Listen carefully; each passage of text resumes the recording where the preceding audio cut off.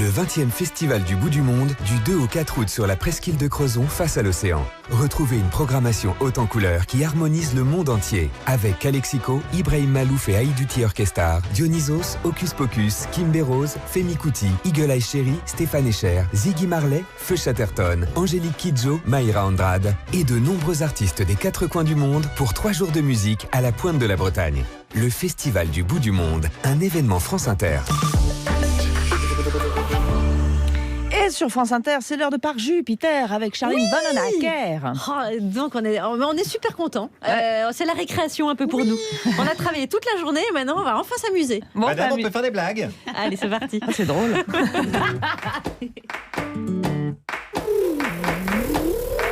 Hello les petits amis. Salut Juliette. Alex va être deg. Le jour où je le remplace, bam, l'invité c'est ma vie, Bernard Lecoq. Ah, attention les filles, le coq entre dans la...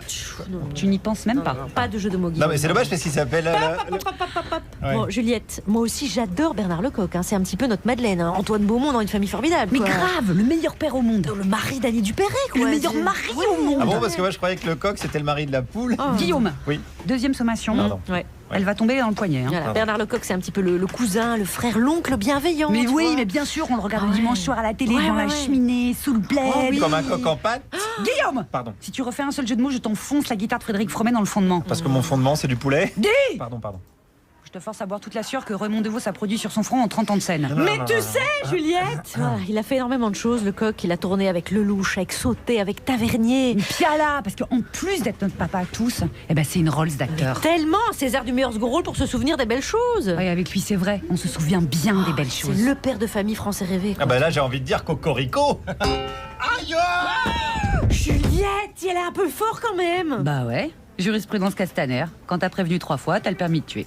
Cocorico.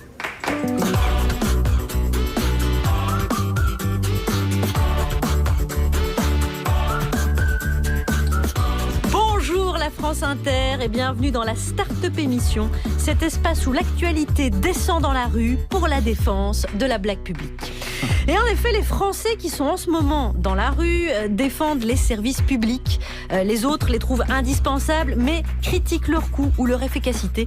Pendant ce temps, les maternités ferment une à une. Toi, t'es fonctionnaire. Oui, alors. Quand on a un style, on a la sécurité de l'emploi, non? Oui, et alors, prof, pas un style, excuse-moi, s'il te plaît. Attends, il a peut-être la sécurité de l'emploi, mais il peut pas s'acheter une Mercedes, lui.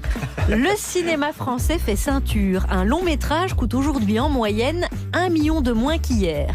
Et le succès du film à petit budget L'amour flou de Roman Boringer et Philippe Rebaud est en fait le film le plus rentable de 2018, juste devant Les Tuches 3.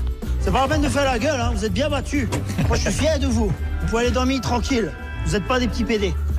NTM vient d'annoncer ce qui devrait être sa dernière tournée, 14 dates pour enthousiasmer un public multigénérationnel avec une question toutefois. Peut-on encore faire du rap à 50 ans? Nous n'avons pas castré Alex. Ah non, il y a un son. Oui. Oh, j'ai passé l'âge de ces plaisanteries. Qu'est-ce que tu portes comme arme? Un Smith & Wesson. Ça, c'est la marque préférée des papis. Ouais, je suis pas encore bien calée. Ouais, il y a toujours, vous verrez dans l'émission, en fait, il y a toujours la présentation et après, depuis 4 ans et demi, on fait ça, mais c'est vrai que ça Oui, va peu de parce temps. qu'Alex est parti vers un horizon bordelais. Aujourd'hui, c'est donc Juliette Arnaud et qui a choisi le son, qui a choisi le sujet. Voilà pourquoi je suis un petit peu perturbée. Et qui a composé une belle équipe aujourd'hui. Ah oui, une belle équipe et en l'honneur du maire du Havre, une belle équipe de fétichistes. Tout d'abord Constance, qui me fait penser à San Antonio quand il dit « C'est à la culotte des filles qu'on juge un pays. Plus j'observe Constance, plus je me dis qu'on vit dans un bien joli pays. » Constance, de quoi est-ce qu'on cause? Moi, tout simplement, aujourd'hui, je vais sauver le monde. Bien. Voilà, c'est tout à l'heure. Ensuite, Préparez-vous. nous aurons Guillaume qui, sous ses prétentions féministes, ne se gêne pas pour dégainer à tour de bras ce symbole hautement phallique qu'il appelle micro. Ah, c'est pas faux. Bonjour à tous. Et ben, je vais vous parler clitoris aujourd'hui, Mais figurez-vous. c'est mortel. Mais oui, il y a une pétition qui tourne pour qu'il soit présent dans tous les manuels scolaires. Et j'ai demandé aux gens s'ils s'y connaissaient en clitoris. Moi, j'aurais pas posé cette question-là. J'aurais dit est-ce que vous mettez le nez dans le clitoris? Voilà, c'est pour ça que c'est moi qui pose les questions en fait. Je préfère. Voilà. Et enfin, Thomas Croisière qui tire la bourre au capitaine Haddock avec sa casquette de marin et le surclasse puisqu'il paraît qu'il ne l'ôte en aucune circonstance, y compris celles horizontales. Oh. Dites Thomas. Sauf quand je m'occupe d'un clitoris, nous en reparlons tout à l'heure. Non, on en reparlera peut-être plus en détail. Et moi, je vais vous parler du film de notre invité. Yes. Et Qui oui, même me suivent.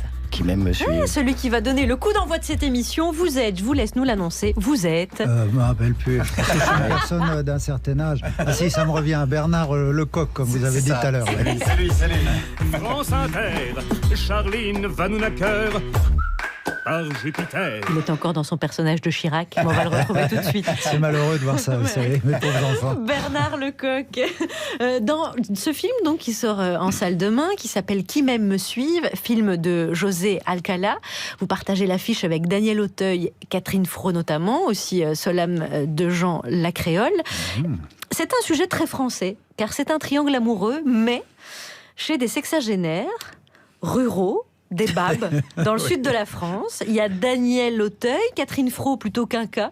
Et vous, Enfant, oui.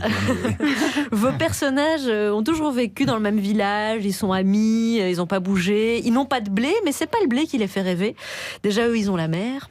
Et ça les fait rêver, c'est la liberté. Voilà, c'est ça qui les fait rêver, c'est la liberté. Et votre personnage et celui de Catherine Fro, ils se rejoignent parce qu'ils ont gardé les idéaux de leurs 20 ans. Ils essayent aussi de renouer au plus près avec. Est-ce qu'ils vont réussir à entraîner le personnage de Daniel Auteuil dans cette aspiration à retrouver cette liberté? C'est la question. Un triangle entre sexagénaires, donc. Le film s'ouvre. Bernard Lecoq, vous êtes au pieu, à poil, avec Catherine Fro. Et donc, cette première question... C'est très pudique, mes enfants. Oui. Alors, Non. des Tout personnes est de vos âges, suggéré. Sauf qu'elle est magnifique. Hein. Ouais. J'ai pas de bol, je ne l'ai vue que de dos.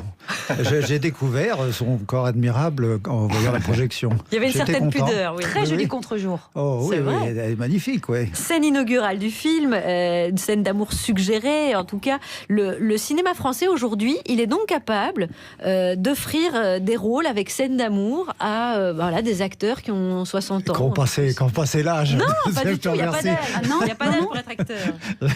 Mais Justement. c'est mieux, c'est vrai. Non, mais c'est ce qui... Non, mais c'est vrai que c'est tout qui- à fait délicieux cette affaire-là, parce que ça raconte des gens qui sont quand même restés avec des émotions de jeunes gens, quoi, et avec des idéaux aussi de jeunes gens. Alors ils ont un peu mis un pied à terre, ils sont un peu fatigués, ils ont pris des coups sur la tête, ils ont fait tout un tas de choses comme ça. Ils sont ont marqués par la vie, un peu. marqués un peu par Ouais. la vie, mais il y a quand même cet enthousiasme, il y a quand même du désir toujours, et puis la folie créatrice malgré tout, et puis l'amour et l'amitié. Enfin, c'est ça qui nous colle tous un peu ensemble et qui fait que ce trio fonctionne malgré le fait que ce sont des amis, et il y a un ami qui trahit son pote, et puis il y a une dame qui trahit son mari. C'est quand même un peu le foutoir. Et cette ils habitent affaire. en face. Et ils habitent en face des autres, mais ils s'aiment beaucoup quand même. Oui, et alors vous jouez donc le séducteur, pardon. Hein. Le mot est un peu fort, mais Bah, disons le que coucou, en tout cas, j'ai le emballé cette Étienne, jeune femme le quand elle coucou, était le gamine, coucou. et puis En plus, il j'ai s'appelle tenu le Étienne, coup. alors. Voilà, il s'appelle Étienne. Sauf que là, le coucou, déjà, il a un catogan.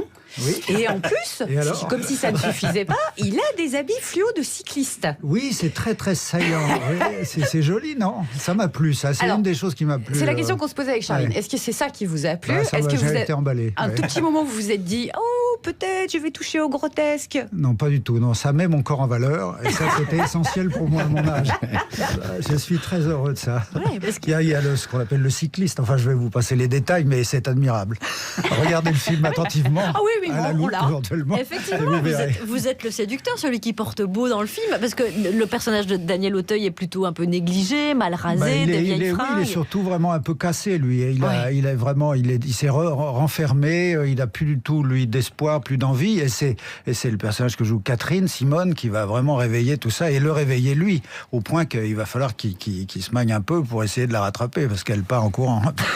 Votre personnage d'Étienne, on l'a dit avec ce catogan, une queue de cheval presque aussi longue que Francis Lalanne, si vous pouvez vous figurer, Bernard Lecoq avec une longue queue de cheval, ses habits un peu fluo, et pourtant celui qui porte beau, le séducteur, et puis l'idéaliste, celui qui veut renouer avec ses 20 ans, on l'a dit. Vous êtes allé chercher qui ou quoi pour composer ce personnage qui est quand même extrêmement particulier et qui vous colle tellement bien dans le film? Laurent Fignon. Mais c'est Les vrai. enfants, allons. Mais c'est vrai, mais oui, j'avais pas percuté. Vous aviez vu, vous?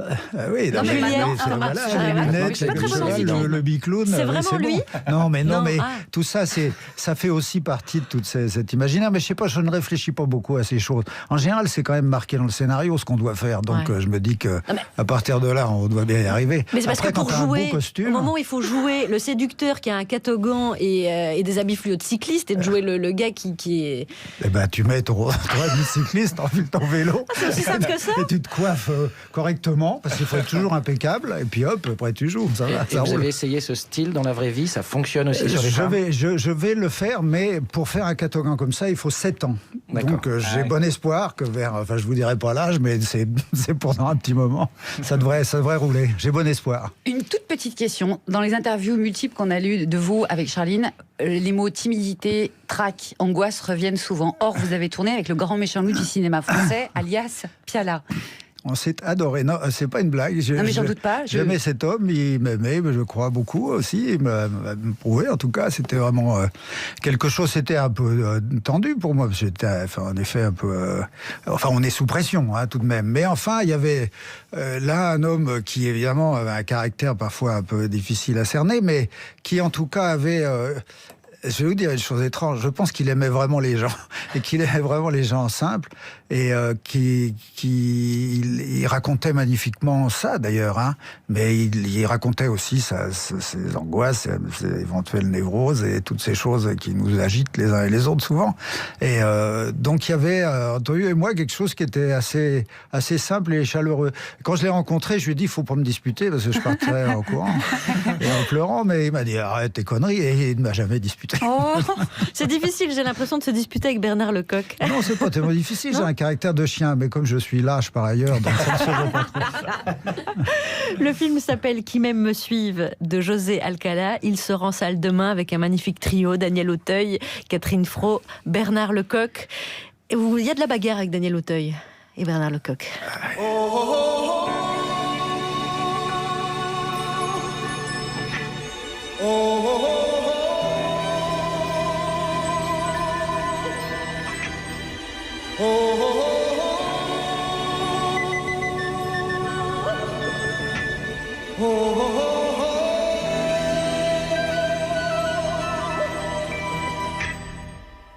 Everybody was kung fu fighting.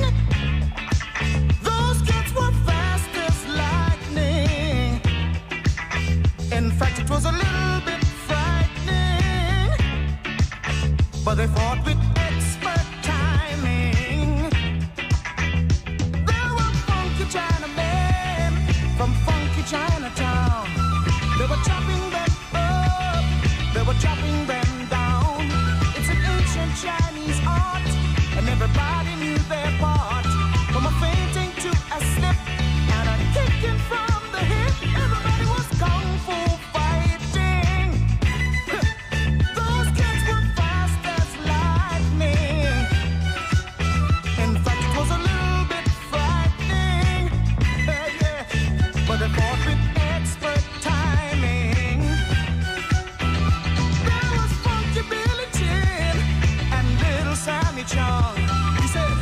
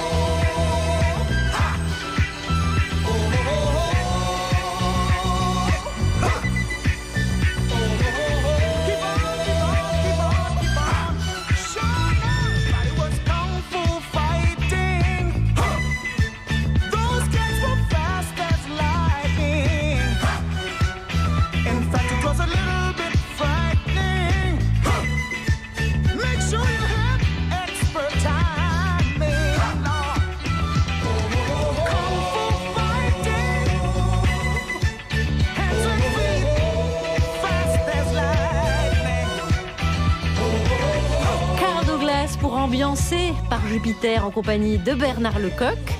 En salle de main, Qui m'aime me suive de José Alcala. Pour entourer Bernard Lecoq, Juliette. Constance. Oui. Guillaume Meurice. Présent.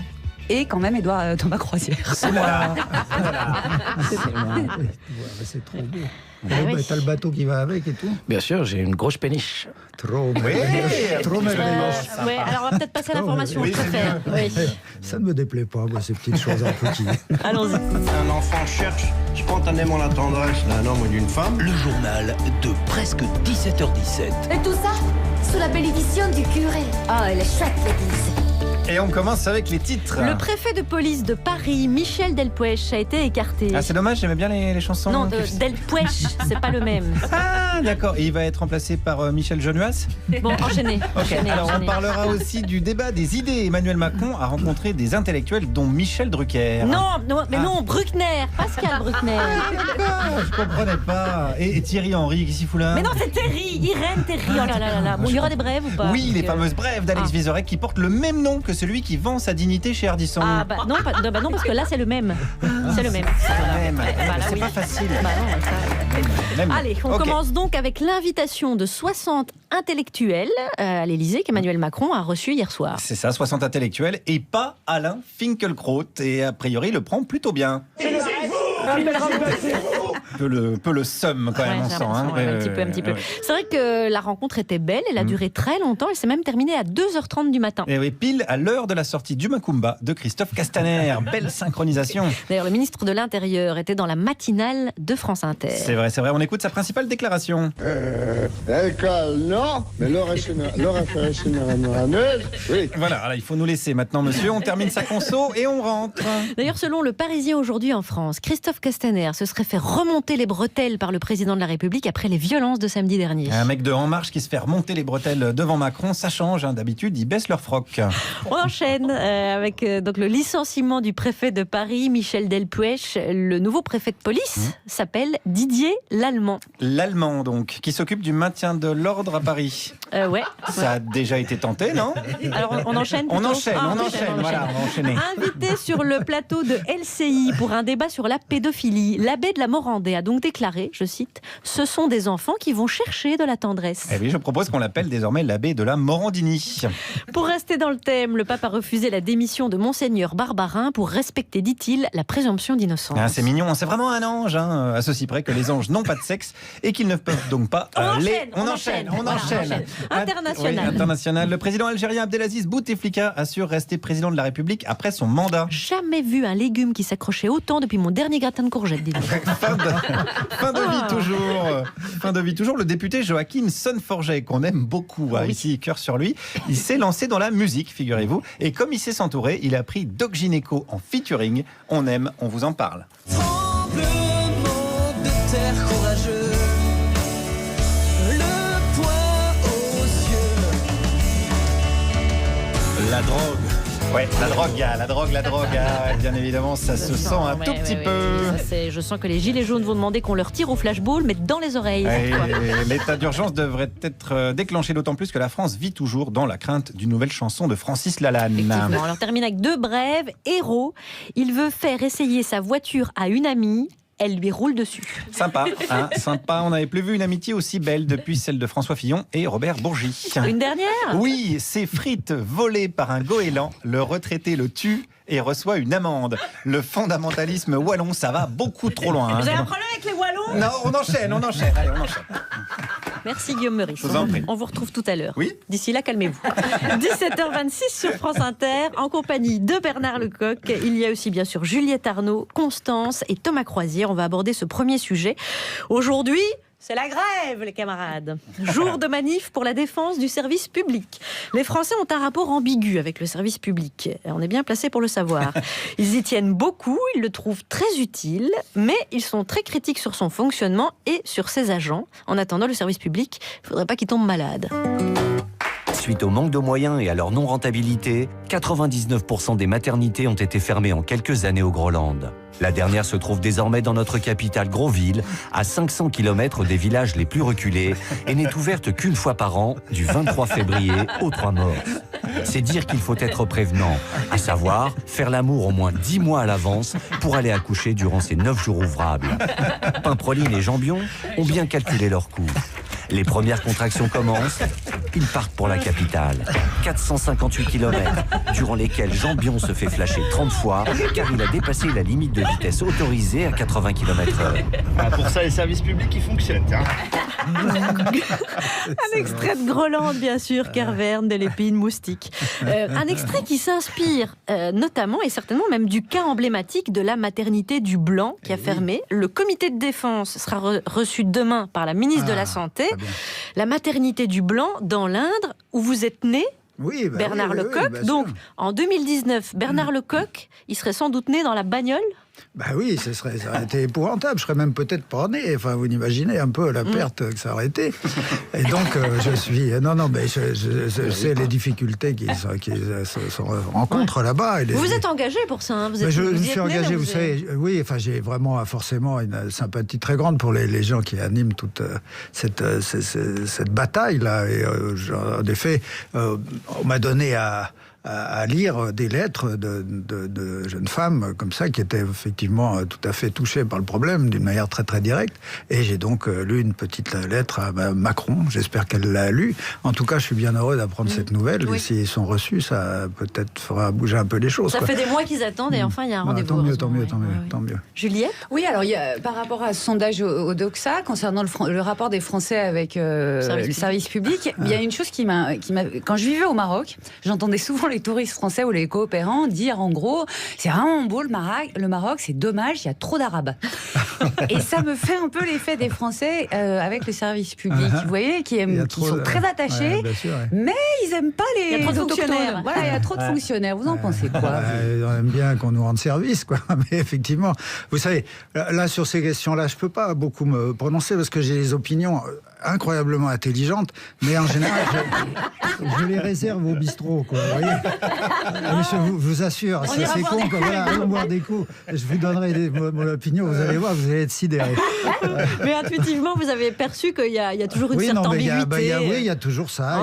C'est toujours paradoxal, ces affaires-là. Voilà, on demande, on attend des choses, on attend des services, on attend qu'on s'occupe bien de nous, on attend que tout marche bien. Et puis, parallèlement à ça, effectivement, il y a trop de cela. Oui, voilà à peu près l'état des lieux. Si vous voulez, descendons et donnez-moi une petite bière. Allez, on ira continuer la conversation. En tout cas, on s'est rendu compte aussi que vous étiez, donc, comme nous tous, attachés à ce qu'il n'y ait pas trop de désertification. Voilà, c'est ça l'idée quand même. C'est ça surtout. Ça, c'est quand même une question essentielle. La question de la maternité. Autant que c'est un beau pays où il y a pas beaucoup de monde, effectivement, maintenant dans les campagnes. Alors, il y a des endroits merveilleux, il faut continuer à les faire vivre, voilà, de toutes les manières. Bernard Lecoq est avec nous et c'est mardi, c'est le jour de Constance. Donc, elle fait un petit sourire qui n'est pas radiophonique, mais je vous le fais. Elle fait un sourire avec toutes ses dents. Ça va plus. Et puis elle commence. C'est comme ça que je fais le début. Alors, pour commencer cette chronique, je vais procéder à l'appel. Constance, présente, formidable, tout le monde est là.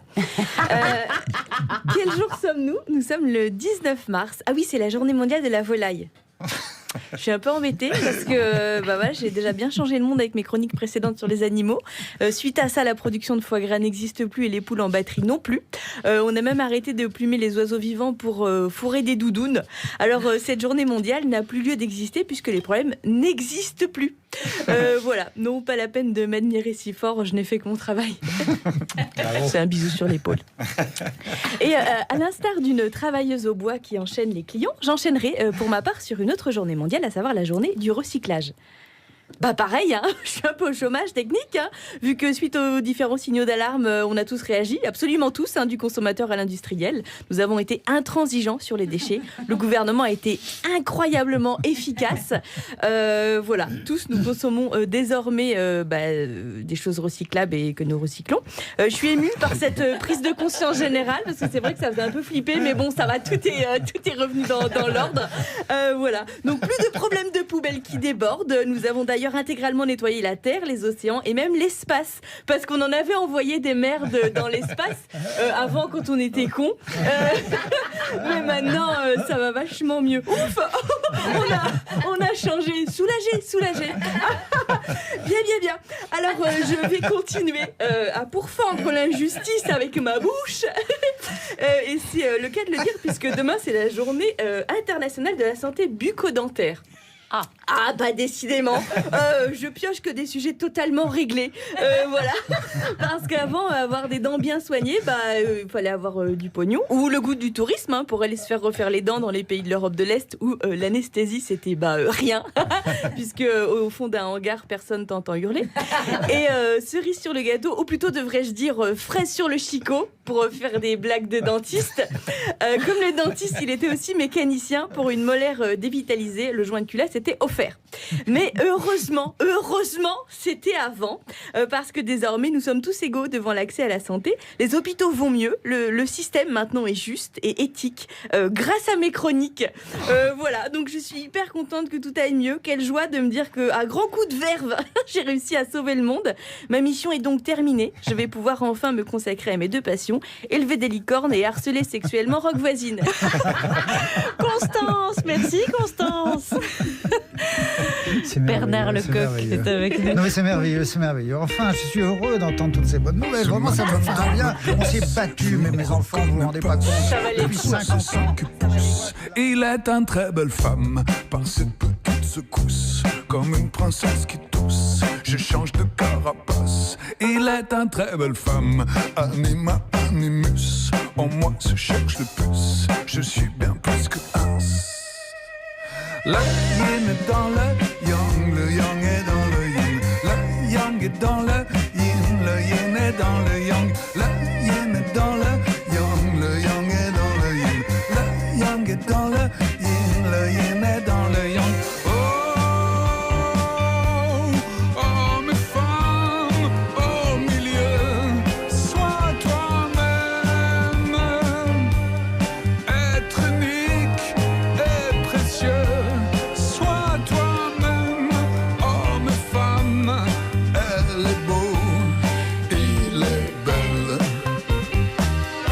Ce matin dans la glace, je ne me reconnais pas. Quels sont ces poils qui poussent? Elle est un très bel homme, par ses petites secousses. Un garagiste qui tousse, je change de carapace. Elle est un très bel homme, anima animus. En moi se cherche de plus, je suis bien plus que un.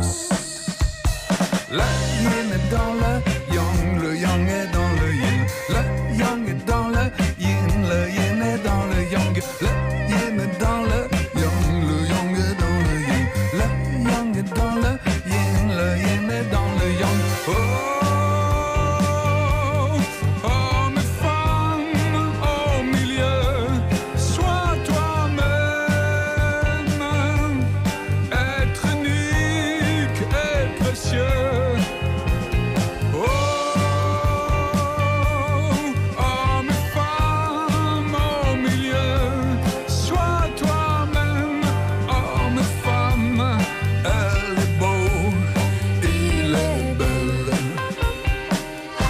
Arthur H. Il, elle. Il, c'est Bernard Lecoq, mais c'est aussi Daniel Auteuil. Elle, c'est Catherine Fro. C'est dans Qui m'aime me suive, avec notamment aussi Seule âme de Jean, la créole. Petit bonhomme, Vanessa, il est bon. Vanessa Paric, Duke Coma, et notamment Anne Benoît, qu'on adore. Et ça a été le professeur de Juliette, j'ai appris. Oui. Excellente professeur, en plus d'être une excellente actrice. Absolument. Il est 17h35 sur France Inter. Vous écoutez Par Jupiter. Bernard Lecoq est donc avec nous. À venir, Thomas Croisière pour nous parler de Bernard. Et puis il y a Guillaume. Oui, alors moi je voulais revenir sur le sujet 3 d'hier, à savoir le clitoris. Ah, évidemment. Oui, parce qu'on est passé un petit peu vite dessus et la femme de Thomas Croisière m'a appelé en me disant est-ce que vous pourriez quand même insister un peu là-dessus, s'il vous plaît? Ça m'arrangerait. Alors allons-y, service public, bien sûr. C'est vrai que le clitoris est assez mal enseigné à l'école, hein, contrairement à d'autres matières. Interro surprise, Bernard Lecoq, bataille de Marignan. 1515. Ok, date de découverte du clitoris? Moi, c'était la semaine dernière. Voilà, c'est bien ce qui me semblait. Hein, on se rend compte qu'on connaît beaucoup trop l'agenda de François Ier et qu'on a peut-être un peu loupé le reste.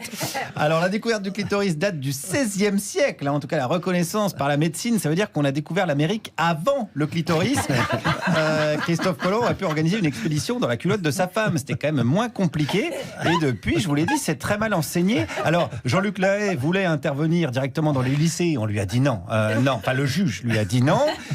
Donc il y a des pétitions qui circulent pour qu'il soit dans tous les manuels scolaires. Le clitoris, pas Jean-Luc Lahaye. Bref, on a des lacunes. Alors on va faire un petit point là-dessus avec la population française que j'ai rencontrée ce matin. Commençons avec un jeune. C'est ce qui est à côté de la bouche. De la bouche? Mais vous pensez que le clito c'est à côté de la bouche? Ouais, c'est où qu'il y a la chatte. Je sais pas, un peu plus loin, il y a le point G. Où la femme, où elle kiffe à fond. Alors, c'est un peu confus. Ça, c'est le problème quand tu prends des cours de gynéco en freelance sur YouPorn. C'est vrai que si tu tombes sur des cours en allemand mal sous-titrés, tu confonds un petit peu tout. Alors, allons voir un homme d'expérience. Une grande languette. Une grande languette? Oui, on peut appeler ça comme ça.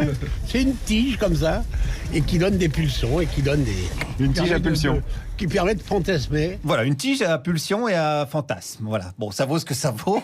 Pas grand-chose, mais je dirais il y a une tentative quand même. L'essentiel, c'est de participer, comme le disait le sexologue Pierre de Coubertin. Alors, c'est peut-être moi aussi qui ne pose pas la bonne question. Je pense que vous auriez demandé quel goût ça a un clitoris. Ça aurait été peut-être plus intéressant comme question. Ah, vous diriez quoi? Ça dépend. Est-ce que le clitoris du matin a le même goût que le clitoris du soir? D'après vous? Faut mieux le lard fumer. Faut mieux le lard fumer? Oui. Il vaut mieux le lard fumer. Alors là, je vais pas me prononcer parce que je suis végétarien. Donc là, j'ai plus les références. En tout cas, il a l'air de s'y connaître. Mais j'ai trouvé mieux. Ah, moi j'adore ça, moi. Tout ce qui est clitoris, vous aimez? Ah oui.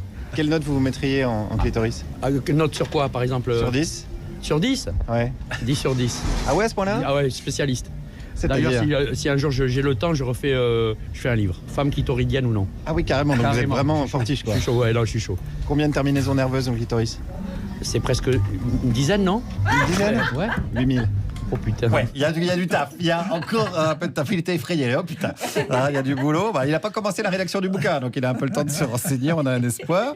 On est là pour apprendre avec des analogies, comme celle que j'ai beaucoup aimée de ce monsieur qui est favorable à l'enseignement du clitoris à l'école. Si on a envie d'avoir un peu de culture, tout est possible.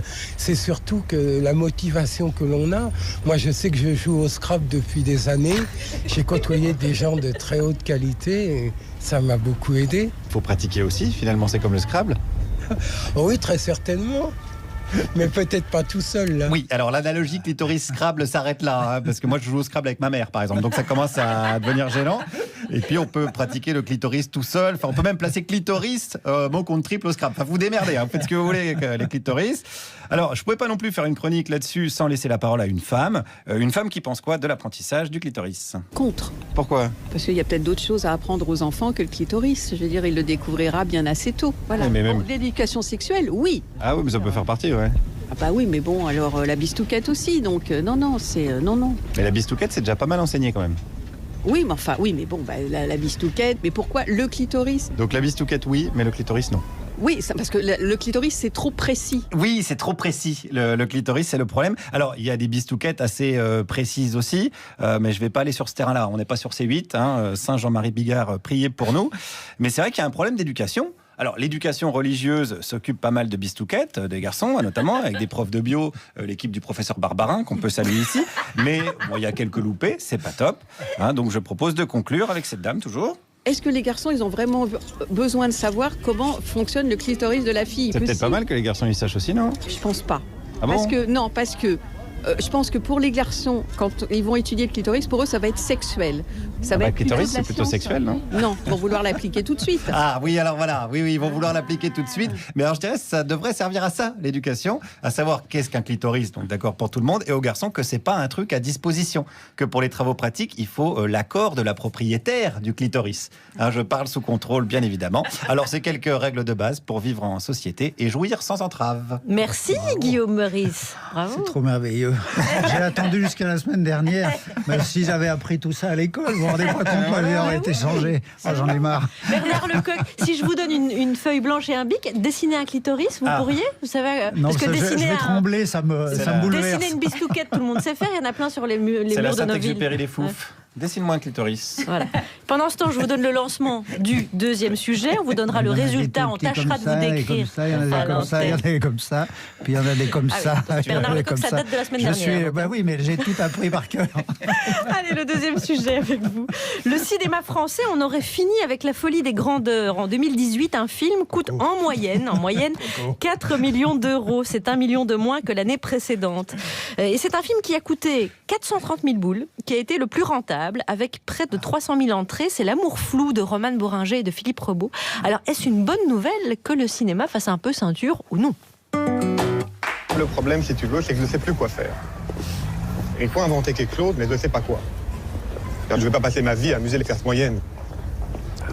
Par exemple, là, moi j'aimerais faire un film sur la lutte des Indiens canadiens et ils refusent l'installation d'une plateforme pétrolière sur leur terre. Comment je fais du cinéma avec ça? Voilà, ça c'est ma question. Voilà, je vais pas engager Alain Delon puis lui foutre du plume dans le cul pour faire indien. C'est Louis Garrel dans Le Redoutable, le film de Michel Hazanavicius. Un article paru aujourd'hui dans Le Parisien, aujourd'hui en France. C'est donc L'amour flou. Je ne sais pas si vous l'avez vu. Non, je ne l'ai point vu, mais je connais le film le plus rentable, qui toutefois a commencé avec 3 techniciens bénévoles avant d'engager des gens et de finir par tourner. Une bonne nouvelle qui plaide pour le pas de pétrole mais des idées, ou alors c'est un précédent qui pourrait encourager des producteurs à dire dites donc, vous avez vu, ça cartonne et il y a 3 francs 6 sous, alors vous allez me faire pareil. Non, mais l'idée c'est de faire des bons films, de bien raconter des histoires, mais il est certain que plus vous faites des films très chers, plus il faut que c'est condamné au succès. Donc si vous avez des bons commerçants, ils donneront beaucoup de sous, mais ça leur en rapportera un peu plus que ce que ça coûte. L'idée de faire des films moins chers, mais très très sentis, je dirais, où les gens s'investissent personnellement à un meilleur degré artistique, je dirais, et pas cher, ça peut effectivement être beaucoup plus à la fois rentable et puis donner à tous. Enfin, ça s'est fait depuis toujours malgré tout. Hein. Et de nos jours, on fait des films comme ça. J'ai participé quelques fois et c'est toujours merveilleux de se dire voilà, ce film n'a pas coûté cher. Tout à coup, on fait 300, 400, 500 000 entrées, ce qui sont des scores par rapport évidemment aux grosses machines qui ne sont pas considérables, mais qui pourtant font que la machine va tourner et surtout que le film va être vu et qu'ensuite on va acheter, je sais pas, des DVD qu'on les verra à la télévision et qui vont avoir une image forte et qui leur permettra d'être vus par un grand nombre. Donc voilà, tout ça, c'est à la fois du commerce et la nécessité, pour que le commerce marche bien, d'avoir des artistes, si on peut appeler ça comme ça, nos petits boulots, qui fassent des belles histoires qui plaisent à des gens. Voilà. Vous qui tournez pour le cinéma et la télévision, il y a le président de la Société des auteurs qui a interviewé dans l'article, qui dit, je le cite, « On critique certains films en disant qu'ils ressemblent à des téléfilms. Mais comment faire quand on a des budgets parfois inférieurs à des fictions télé ?» Est-ce que vous êtes d'accord avec ça? Ce serait quoi un film de cinéma qui ressemblerait à un téléfilm? C'est des faux problèmes. Après, c'est une affaire de sujet, c'est une affaire de choses de genre. Comment faire effectivement pour que les gens sortent de chez eux pour aller voir des spectacles? Ça, c'est une chose, c'est naturel. C'est compliqué. Quand un film sort, je le vois avec notre film ou des films précédents avec lesquels j'ai tourné, on a 8 jours pour donner une certaine image ou attirer un petit peu comme ça le regard des gens et leur donner envie d'y aller. Alors ça, c'est très compliqué, bien entendu. Je ne sais pas comment il faut faire. Ce que je sais, c'est qu'à la télévision, on fait de bons films et qu'au cinéma, parfois, on fait de mauvais films. Et on fait des films sans intérêt. Et à la télévision, il arrive qu'on fasse aussi des films sans intérêt, mais aussi des choses de très bonne qualité. Des metteurs en scène de cinéma viennent faire des films à la télévision et des gens de télévision ont fait des films au cinéma. Enfin, tout ça, c'est des conneries. Ce qu'il faut, c'est raconter des bonnes histoires et essayer, en effet, de tenir ça dans les budgets raisonnables. Qu'est-ce que vous voulez que je vous dise? Qu'est-ce que vous voulez que je vous dise? Mes enfants, vous m'énervez avec vos questions. Merde.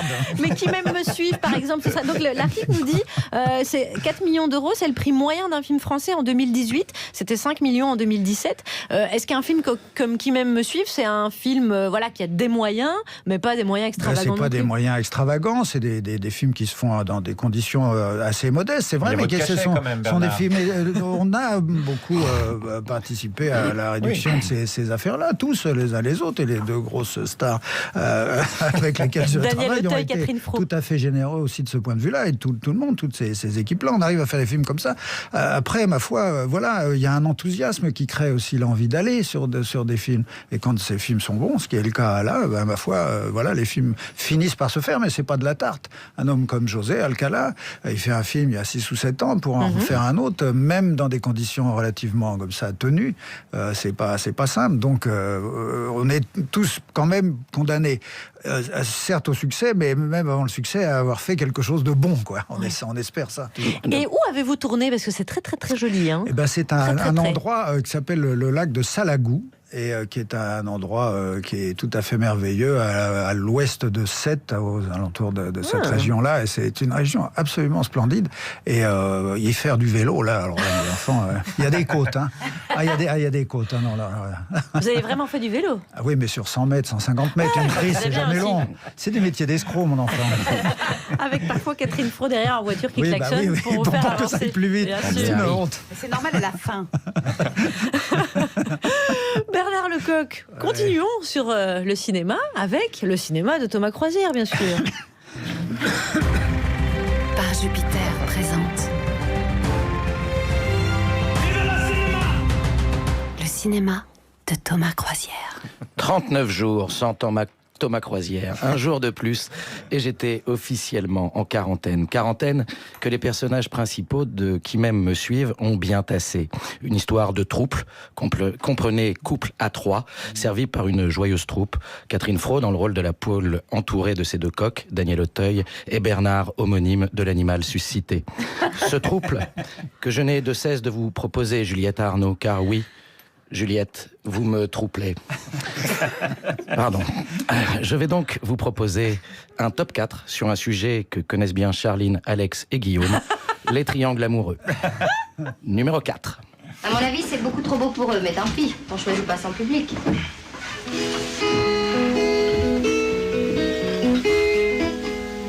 Elle avait des bagues à chaque. Tu m'as dit je t'aime, je t'ai dit attends, j'allais dire prends-moi, tu m'as dit va-t'en.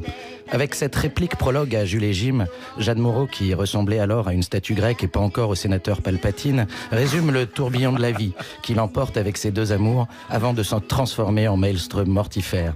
François Truffaut, le réalisateur qui aimait les femmes, lui offre ce rôle emblématique de femme libérée. Tu sais, c'est pas si facile. Et si comme elle, on aime Jules et Jim, une seule personne nous hante, Catherine, cette femme fatale qui me fut fatale. Cette femme fatale qui me fut fatale. Numéro 3. As-tu déjà aimé pour la beauté du geste? As-tu déjà croqué?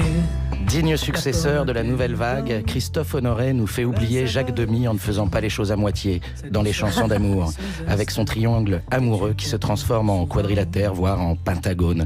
Pour cause de Louis Garrel, j'aurais tellement aimé détester ce film, car n'oublions jamais que la phrase la plus utilisée au monde pour mettre un râteau après « Je préfère qu'on reste amis », n'est-ce pas Juliette?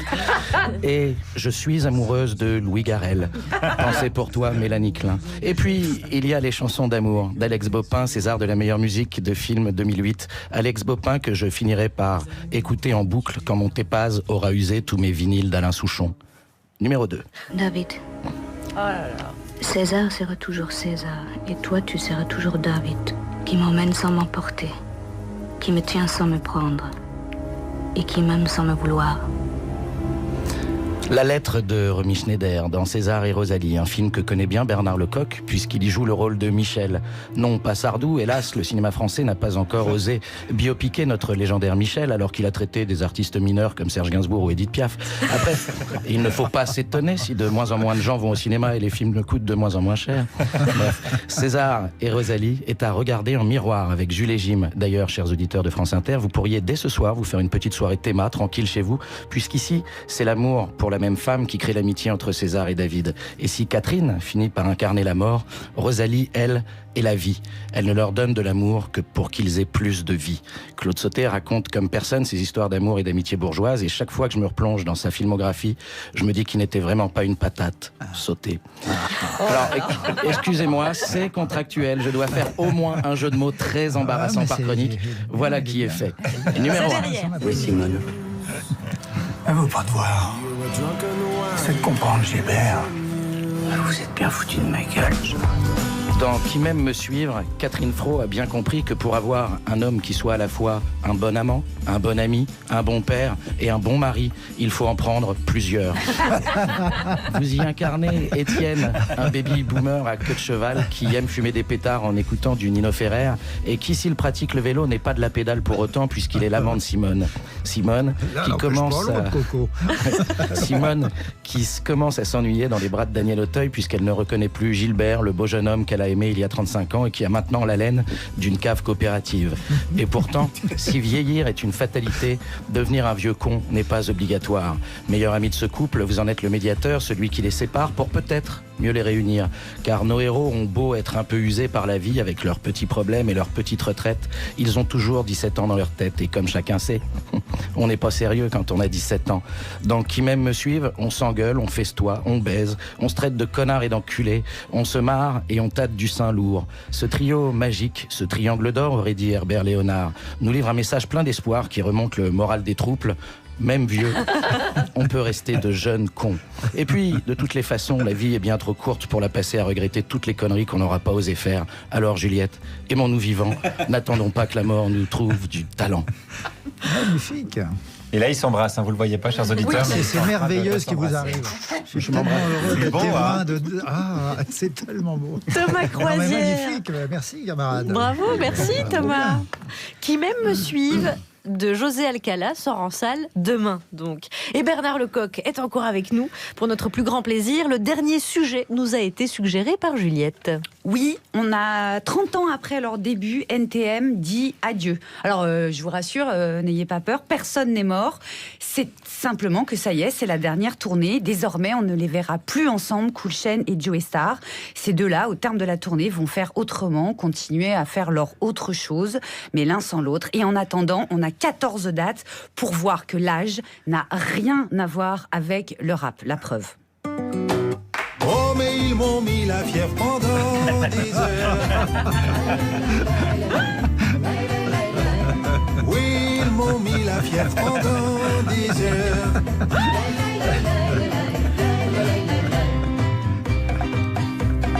Parle pour toi, Neuché, car pour moi ce fut terrible.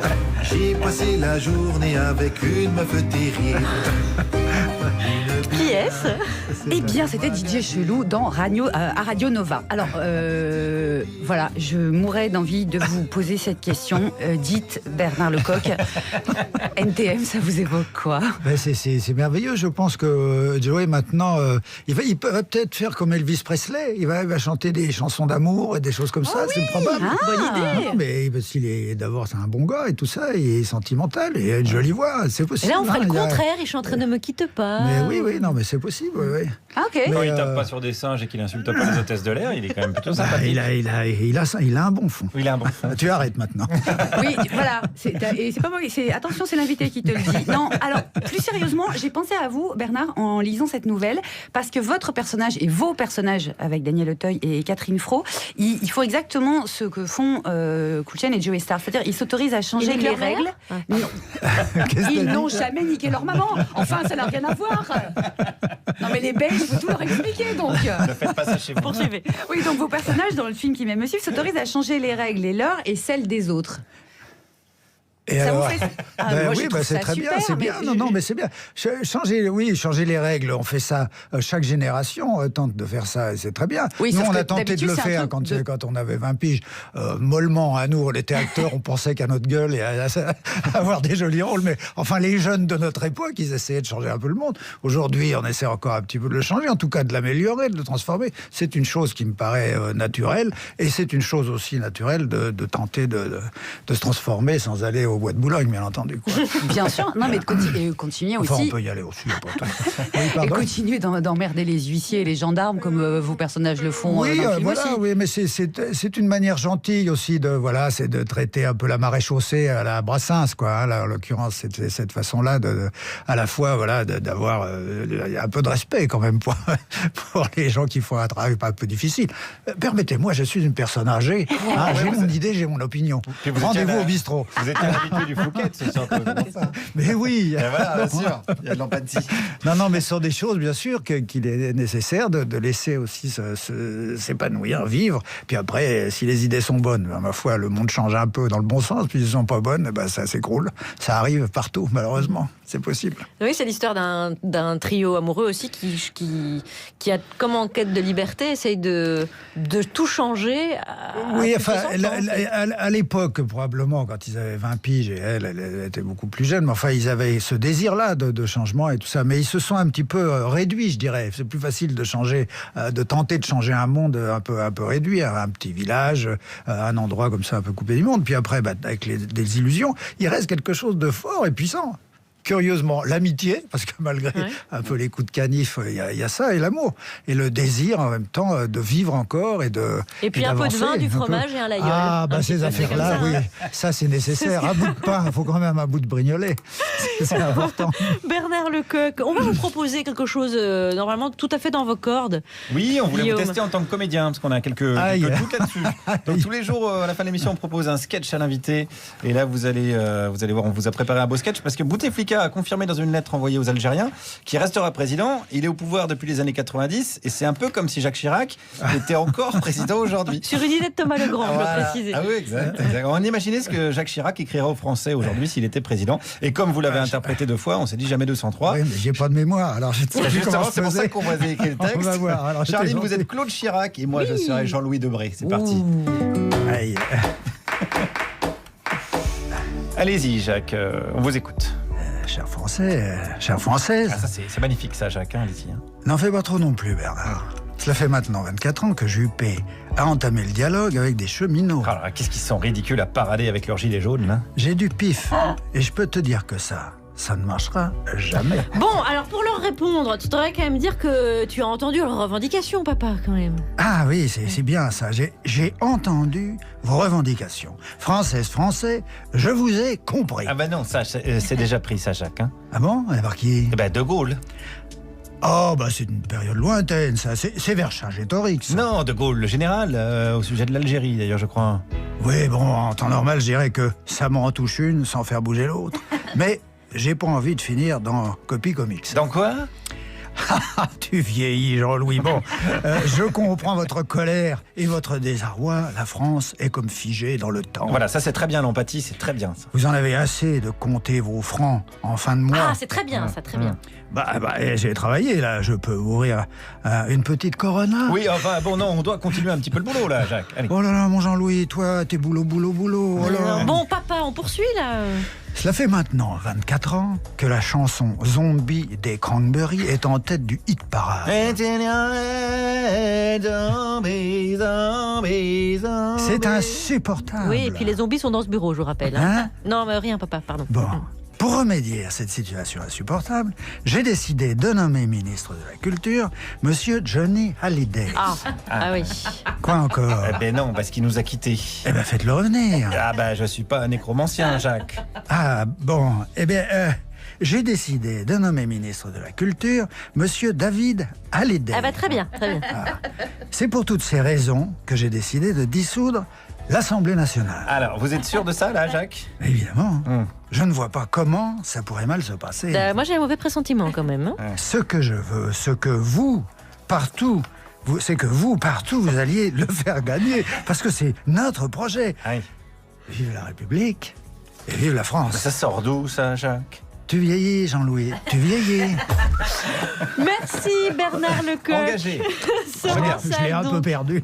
Demain, le film Qui m'aime me suive de José Alcala avec notamment Daniel Auteuil et Catherine Fro. Merci beaucoup Bernard Lecoq. Merci mes bons amis, vous êtes merveilleux. On va danser les filles? Allez, on y va, à demain. En tant que professionnel, vous êtes toujours en mouvement. Dell vous écoute et vous propose ses innovations récompensées. Avec ses PC Dell dotés de